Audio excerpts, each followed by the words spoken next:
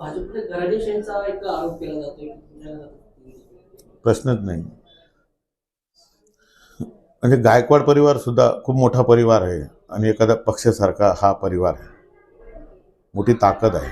आज माझ्या मुलाला मी सहज निवडून येईल अशा प्रभागात उभं नाही केलेलं आहे.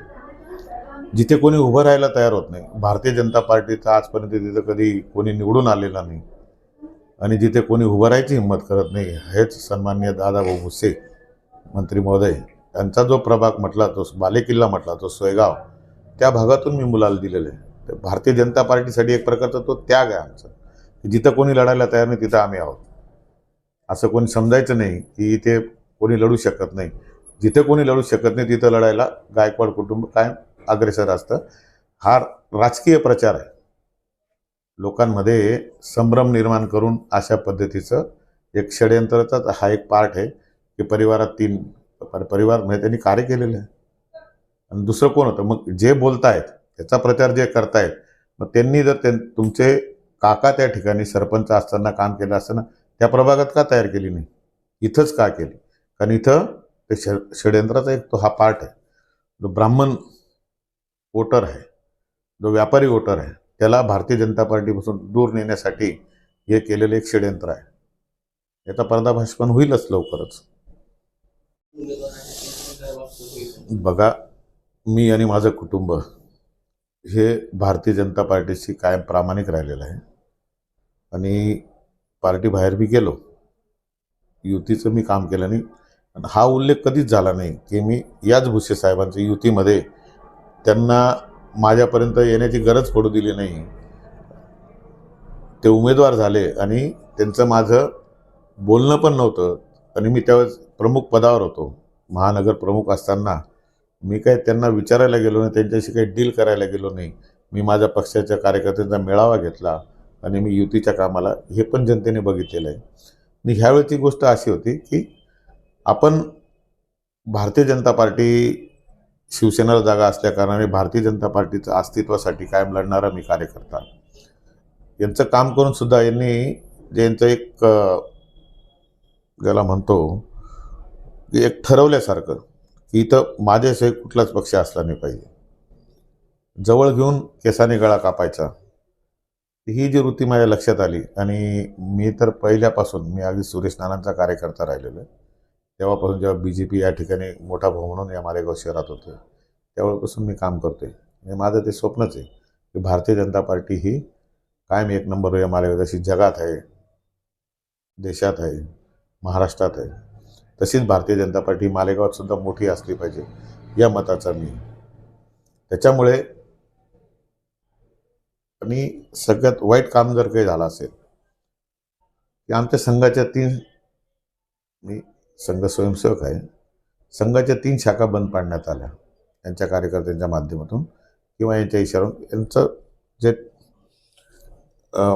टार्गेट असं होतं की भाजपचा कार्यकर्ता कुठून तयार होतो, वैचारिक कार्यकर्ता कुठं तयार होतो, तो संघाच्या शाखेतून तयार होतो.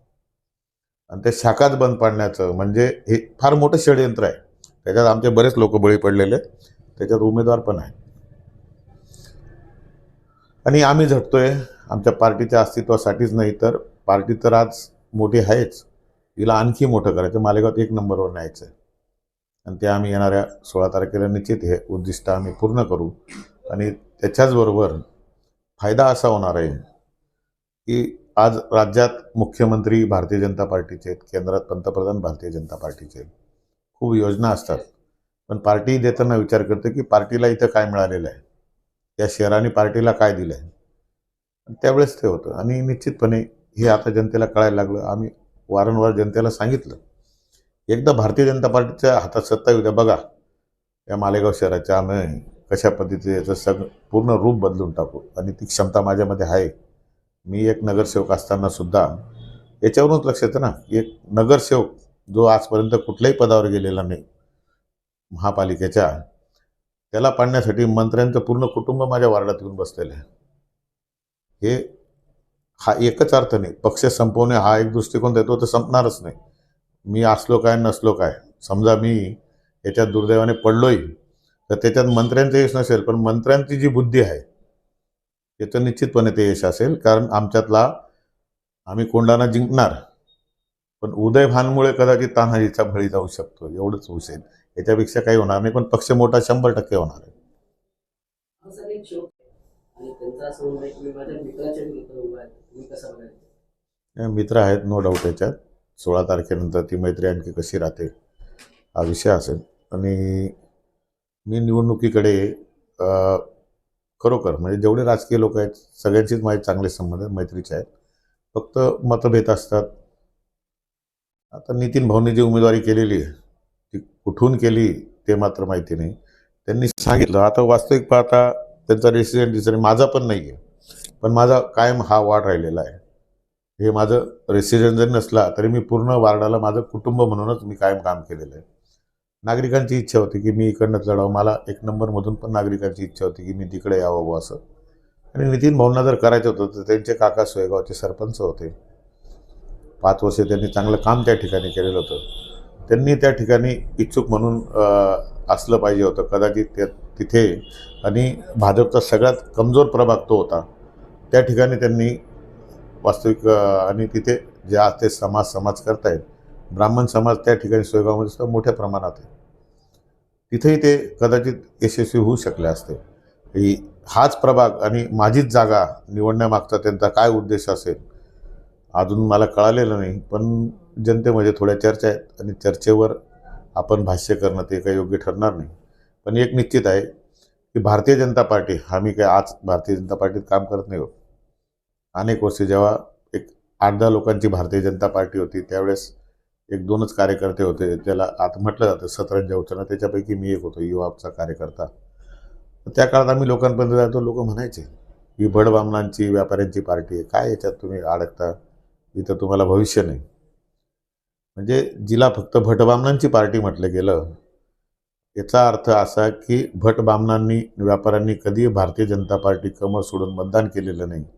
आणि यांनी कुठल्या स्वार्थापाठी उमेदवारी केली आणि ते पाप यांच्या हातून घडताना मला या ठिकाणी दिसतंय की त्यांना एक वर्गाला ते बाजूला करतायत आणि निवडणूक लढवत आहेत. निवडणूक जातीवर निवडणूक लढवली नाही गेली पाहिजे या मताचं मी.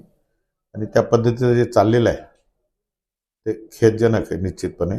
ठीक आहे, आता जनता ठरवेल काय होईल त्यात. आता सर विधानसभेत आपण केलेली बंडखोरी त्याच्यानंतर तुम्ही परत आपण निवडणूक लढवणार आहेत आणि कोणता अजेंडा घेऊन तुम्ही या निवडणुकीत उतरल्या?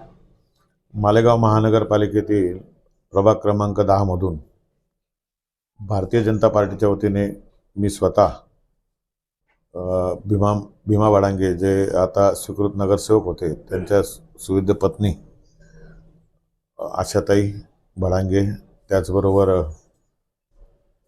देवाभाऊ पाटील जे चांगले सामाजिक कार्यकर्ते आहेत ते, आणि आपल्या मागच्या वेळेस ज्या साबणे मावशी होत्या त्यांच्या सुनबाई, असं आमचं 4 लोकांचं पॅनल प्रभाग क्रमांक 10 मधून भारतीय जनता पार्टीचे अधिकृत उमेदवार म्हणून या ठिकाणी निवडणुकीला आम्ही सामोरं जात आहोत. काय नेमका मुद्दा घेऊन तुम्ही आता निवडणुकीला सामोरं?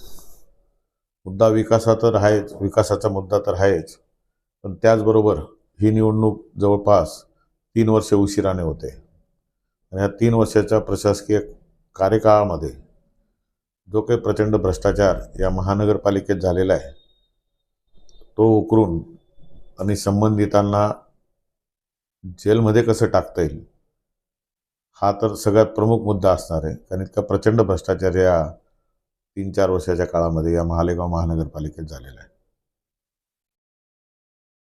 आबासाहेब, विचार केला तर मालेगाव महानगरपालिकेची तिजोरी पूर्ण रिकामी आहे. तुम्ही जिंकून तिथं जाणार, नेमका विकास कशा पद्धतीने साधला जाणार? बघा, आजपर्यंत भारतीय जनता पार्टीला अपेक्षित असं यश कधी मिळालेलं नव्हतं. म्हणजे आम्ही जवळपास 2002 पासून प्रयत्न करत होतो.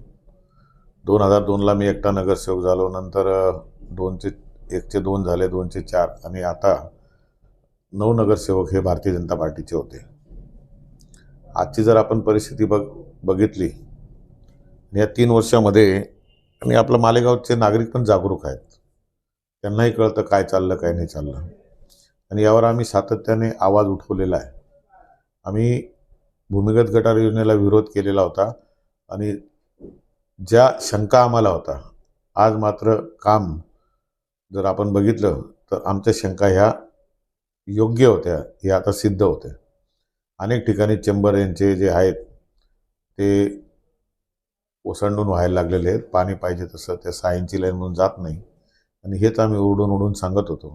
परंतु या 3 वर्षाच्या काळामध्ये आपल्या सगळ्यांनाही ज्ञात आहे, प्रशासक हे फक्त नावाला होते. मंत्री महोदय स्वतःच पूर्ण महानगरपालिका या ठिकाणी चालवत होते आणि त्याचे हे परिणाम आता नागरिकांना भोगावे लागले. काल परवा आपण बघितलं की मालेगाव शहराला महाराष्ट्रातील सगळ्यात प्रदूषित शहर म्हणून संबोधलं गेलं. असा निष्कर्ष निघाला की महाराष्ट्रात सगळ्यात प्रदूषित शहर हे मालेगाव आहे. मग आपण काय कमवलं? आपल्याला कायम विकासाचे गाजर दाखवले गेले, बोर्ड बॅनर्स याच्यावरून सगळं झालं, पण हे आता फॅक्ट्स आहेत ना, ह्या कशा नाकारता येतील? आज आरोग्याशी जो खेळ झाला कशामुळे झाला, त्याला कोण जबाबदार आहे? हे तर काही निष्कर्ष मी नाही काढलेला. तर ह्या सगळ्या गोष्टी आता हळूहळू लोकांना कळायला लागल्यात. आणि आपण जर बघितलं की यावेळेस हिंदू भागामध्ये भारतीय जनता पार्टीच्या सर्वच्या सर्व जागा निवडून येतील असं वातावरण आज एक 4 दिवसापूर्वी आपल्याला दिसतंय. आबासाहेब, मालेगावकरांचा मूळ प्रश्न जो आहे वाढती घरपट्टी, नळपट्टी, त्यानंतर बेकायदेशीरपणे केलेला जो कचऱ्याचा ठेका आहे, या संदर्भात तुम्ही काय सांगा? बघा, या प्रत्येक गोष्टीला आपण विरोध केलेला आहे. घरपट्टी सर्वेक्षणाला विरोध केला आणि त्याचा तर एक अजबच प्रकार आपल्या सगळ्यांना माहीत आहे. सर्वेक्षणसाठी ज्या कंपनीला हे टेंडर दिलं गेलं, त्या कंपनीचं टेंडर कसं पास झालंय हे सुद्धा नागरिकांना माहिती असायला हवी. जसं आपण एक नायक पिक्चर होता, आपण सगळ्यांनी बघितलं असेल, अनिल कपूरचं. त्याच्यामध्ये तो 1 दिवसासाठी नायक जो आहे नट अनिल कपूर, तो 1 दिवसाचा मुख्यमंत्री होतो आणि त्या 1 दिवसामध्ये त्याला ज्या राज्याबद्दलचं त्याच्या ज्या काही भावना असतात त्या राज्याला तो 1 दिवसामध्ये कसं सरळ करण्याचा प्रयत्न करतो हे आपण सगळ्यांनी बघितलं. पण मालेगावच्या जनतेला हे माहीत नाही की 1 दिन का सभापती या मालेगावात सुद्धा झालेला आहे. निलेश अय्यर हे उपमहापौर असताना 1 दिवसासाठी प्रभारी सभापती झाले आणि 8.5 कोटीचा हा घरपट्टी सर्वेक्षणचा ठेका त्यांनी मंजूर केला आणि या ठेक्याचं कामच झालेलं नाही. जे सर्वेक्षण झालं असेल ते महापालिकेच्या कर्मचाऱ्यांनी केलेलं आहे. त्या सर्वेक्षणामध्ये प्रचंड अशी घरपट्टी, आपल्याला घरपट्टी वगैरे वाढवणं, नळपट्टी, पाणीपट्टी वाढवणं, याचा मागचा उद्देश पण तुम्ही समजून घ्या. मोठमोठ्या महानगरपालिका आपल्या आजूबाजूला धुळ्याला आहे, नाशिक महानगर, आपण नाशिक जिल्ह्यात आहोत, नाशिक महापालिका आहे. नाशिक महापालिकेला काहीतरी 1200 रुपये फक्त पाणीपट्टी आणि आपण 2800 रुपये घेतो. महावरचा पैसा जातो कुठे? नाशिकला रोज पाणी दिलं जातं, आपल्याला 2 दिवसाआड पाणी दिलं जातं. हा जर सगळा हिशोब मांडला तर आपल्याला वर्षभरात फक्त 3च महिने पाणी मिळतं आणि तरी आपण त्यांच्यापेक्षा दुपटीपेक्षा जास्त पाणीपट्टी भरतो. याला कारणीभूत कोण आहे? मी तर काही सत्तेत नव्हतो, मला सत्तेत तर कधीच येऊ दिलं नाही, कुठल्या पदावर कधी येऊ दिलं नाही. यांना त्या बाबतीत कायम भीती वाटली की मी जर सत्तेवर गेलो, कुठल्या पदावर गेलो तर त्याचे काय परिणाम होऊ शकतात त्यांच्यावर, या सगळ्या गोष्टी त्यांना माहिती आहेत. त्याच्यामुळे प्रत्येक निवडणुकीमध्ये मी टार्गेट होतो, तसं आज 4 निवडणुकीला होतो, तसं या निवडणुकीला मी टार्गेट आहे. आबासाहेब, आपला सामाजिक वारसा कसा आहे, काय सांगता? सामाजिक वारसा माझा संपूर्ण मालेगावला माहिती आहे. एक हाडाचा कार्यकर्ता आहे, शून्यातून विश्व निर्माण करणारा कार्यकर्ता आहे. मी एक हमाली करणारा माणूस, रस्त्यावर कपडे विकणारा माणूस, आज जनतेची सेवा करत करत इथपर्यंत आलो. जनतेने मला 4 वेळेस निवडून दिलं. मला काही कुठल्या राजकीय कुटुंबातून नाही, मी एक सर्वसामान्य कुटुंबातून आलेलो आहे. मी राजकीय पार्श्वभूमी नाही, हे स्वतः हे सगळं निर्माण केलं आणि जनतेच्या आशीर्वादावर हे सगळं झालेलं आहे. जनतेने बघितले की माझा जो काही सांस्कृतिक कार्यक्रम असतील, कुठले असो, आता सगळ्यात मोठं उदाहरण द्यायचं झालं तर कोविडमध्ये अनेक नेत्यांनी कोविडमध्ये प्रसिद्धी मिळवून घेतली. पण मी असं दाव्याने सांगू शकतो, संपूर्ण महाराष्ट्रामध्ये जे एकता मंडळाने, भारतीय जनता पार्टीने जे काम केलेलं आहे कोविडमध्ये, त्याला भले प्रसिद्धी मिळाली नसेल पण जनतेच्या मनात तो विषय आहे. आम्ही प्रसिद्धीसाठी नव्हतं केलेलं, आम्ही त्या काळामध्ये जनता प्रचंड अडचणीत होती. जनता घाबरलेली होती. तर आम्ही ह्या प्रत्येक गोष्टीवर त्या ठिकाणी काम केलेलं आहे. इम्युनिटी पॉवरच्या ज्या होमिओपॅथिक गोळ्या होत्या त्या आम्ही घरोघरी एकता मंडळाचा कार्यकर्ता फक्त मालेगाव शहरच नाही, तर संपूर्ण जी आपली 145 गावं आहेत, 142 गावं आहेत आपल्या तालुक्यातली, त्यापैकी 132 गावांपर्यंत आपला कार्यकर्ता त्या ठिकाणी पोहोचला आणि आपल्या कार्यकर्त्याच्या हातूनच घरोघरी ते दिले गेले. या भागामध्ये आम्ही प्रचंड असं जी गरीब लोकवस्ती आहे, नदी किनारा आहे, या भागातील जनतेला आम्ही उपाशी त्यांची उपासमार होऊ दिली नाही. हे सगळं बघितलंय आणि ज्यांनी हे करायला पाहिजे होतं, ज्यांच्याकडे प्रचंड पैसा होता, त्यांनी मात्र याच्यातून पळ काढला. त्यांनी फक्त त्या काळामध्ये शोबाजी केली फक्त. आणि उलट अर्थी त्या कोविडलाही सुद्धा त्यांनी एक संधी म्हणून पाहिलं. आम्ही संधी म्हणून आम्हीही बघितलं, पण आम्हाला जे मर्यादित एका मर्यादेमध्ये एका ठरलेल्या प्रभागामध्ये काम करता येत होतं. पण कोविडने आमच्या ज्या मर्यादा आहेत, त्या कोविडमध्ये आम्ही त्या मर्यादा तोडल्या आणि आम्ही सगळीकडे सगळ्यांसाठी आम्ही धावून गेलो. आणि त्यावेळेस दुसरीकडे संधी म्हणून कोविडच्या ज्या काही नागरिकांसाठी ज्या काही योजना येत होत्या, त्यामध्ये प्रचंड भ्रष्टाचार झाल्याच्या चर्चा या संपूर्ण मालेगाव शहरात आहेत. आता साहेब एकीकडे बघितलं तर भाजपचे एक